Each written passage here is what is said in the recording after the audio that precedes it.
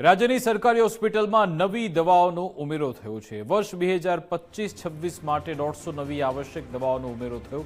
હૃદયરોગ, cancer, neurology, માનસિક રોગની દવાઓનો સમાવેશ છે। EDLમાં કુલ દવા 1386થી વધી 1479 થઈ।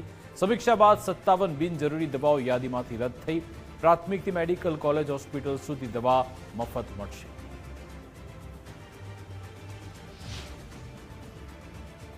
હમણાં જ આરોગ્ય મંત્રીશ્રીના માર્ગદર્શનમાં લગભગ 150 જેવી નવી દવાઓનો ઉમેરો કરવામાં આવ્યો।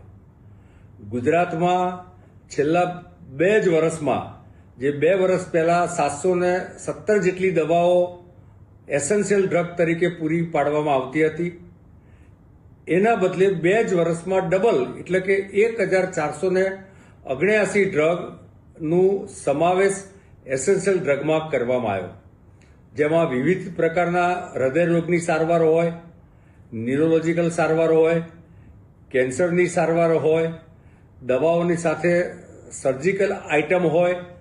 આ બધી જ દવાઓ સમગ્ર ગુજરાતમાં વિવિધ સ્થળે જ્યાં સરકારી સેવા જે દર્દીઓ લઈ રહ્યા છે તેમને આ બધી જ દવાઓ નિઃશુલ્કપણે પૂરી પાડવામાં આવશે।